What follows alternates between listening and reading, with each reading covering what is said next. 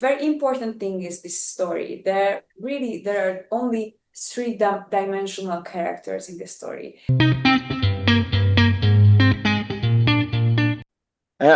Thank you all for the chance to chat. I really do appreciate it. Thank you for having us. Me too. Honestly, Rise of Raven is so much fun. It's one of those series that truly looks epic on the big screen. And I would love to hear why tell this story? Why bring this one to life? You know, because Hungary is a small country in a kind of a remote corner of Europe, it's also the frontier, and it always has been, between East and West. And as a result, it's been the center of conflict for many centuries, and thus it is replete with phenomenal stories, many of which are unknown outside of its borders. This is such a story. This is the story of a man called Janos Hunyadi, who rises from a little village to become governor of the country, and it's a military hero. And ultimately his destiny is to defeat a much larger invading army of the Ottoman Empire, which has set its sights in conquering Western Europe, and having overrun all of the neighboring countries. There was only one army remains between the conquering Ottoman and the Vatican, which is their destination, and that's the much smaller Hungarian army, which against all odds defeats the Ottoman Empire, and by so doing saves Western Europe. And in honor of that victory, the Pope decreed 550 years ago that church bells shall ring at noon each day. And so that's really the entry point to this story, the noon bell, which if you Google those words, you will actually get the whole story. For me, that was a phenomenal universal theme that was unknown in most of the world. And I thought, since I am Hungarian, though I've left most of my life in Canada, I sort of took it upon myself for this to be my mission, to bring that story outside of its own borders, and yet keep it real, original, and authentic, and shoot it in the languages in which the history takes place. Does that answer your question? Absolutely. And actually, Robert, as I was thinking about this too, I mean, you're bringing history to life. Did you feel a pressure because of the legacy of the story for accuracy, or did you feel like you had some freedom to bring these characters to life? It's like a cocktail of the two. So, look, the actual historical events are reproduced faithfully in the series, which in the series itself is based on a series of historical novels. And so the events themselves we honored the facts as they are known. Now, nobody was around in the 15th century as the dialogue between the characters. We don't exactly know who said what to who. We don't really know, their whispers and their romantic inclinations. All we know is Hunyadi was married to Elizabeth. We know certain things. We know that he spent some time as a mercenary in Milan, where in the employ of the Duke of Milan. We have those givens are all respected historically, but the rest we took liberties with, because ultimately this is historical fiction. So the dialogue is invented in order to maximize and enhance the characters. And that was the real focus, is to bring these characters to life in flesh and blood. And to do that,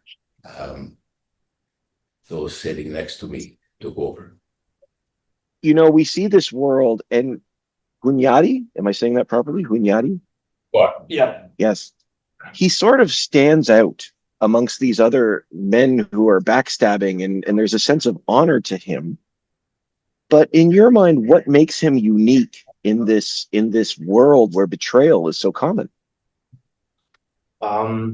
You know, Hunyadi, Janos Hunyadi was an incredible person on his life. Um, he came from modest beginnings, and he was not born into high noble family, but through hard work, dedication, and willpower, he quickly rose to the level of knight. And he was a complex character because he was still a child when he witnesses Ottoman raiders kill his family, kill his father, and brutally rape or murder his mother. And though he escapes, but these experiences stay with him for the rest of his life and instilling him a lifelong quest for revenge. So he was very courageous, and he was very passionate and quick to anger, especially after he's losing his family. But as he grew older, he learned to control his feelings and found new focus in his life. And he was a fallible man, like anyone else. But his commitment to his family, his man, his homeland was unshakable. And yes, it was a wonderful opportunity to portray an iconic historical figure, iconic to portray a Hungarian national hero who holds great significance in the Hungarian history. And you know, this story is not only an epic tale of a hero born in Hungarians, but it goes beyond the borders of Hungary. And yes, I think he was one of the largest Hungarian hero. Yeah. And this was a huge responsibility and opportunity to portray him. Honestly, his character is one of the central figures, but Francisca Elena, that takes nothing away from the women in this series. I really am impressed at the strength of these women, especially Mara. Mara's, because these are characters in a toxic world, but there's a real strength to them. And I wondered for you both, what excited you most about these stories, because they could have gone another direction in many ways, but there's a real fury and passion amongst these women. Yeah, when I first read only the casting scenes, I immediately felt that it's something really, really special. It's a woman who I really want to portray because she's strong, she's honest, and she has a certain kind of power. And later on, you will see. I don't want to spoil anything, but she really, really commit like anything later on to save her loved ones. It's really important for her. She realizes that she has a certain kind of influence on the Sultan, and she starts to use this. So that's the very important thing is this story. There are only three-dimensional characters in the story. Janos Hunyadi is also a hero, but at the same time, he's just a simple, a person with triumphs and struggles, and Mara is the same. And still, yeah, Mara has a really tragic story. She has to leave behind all of her loved ones and her first love. So it's quite difficult, but she doesn't want to give it up. She wanna survive. She wanna live. I don't know. She has faith that she can help her brothers, her loved ones, her first love, and yeah, so it's such a complex story that I really, really felt that it was already in the script, but I wanted to strengthen this feeling that it's really a complex character, and Mara has also sometimes can be manipulative, or you know, she's also not only a saint, you know, and that's the most interesting part. And also it was very challenging for me because I had to learn Turkish for these roles. I have to speak as a native Serbian, which was quite difficult. But I really love challenging situations, so it was a blast for me to learn those languages. But this is my favorite thing in this show, that we use languages, and I hope audience will appreciate it, that they don't get something, they get something original, because every character uses their own historical languages in this show. I hope audience will like it and appreciate it. We love that one. And Elena gets to act in her native language, in Italian.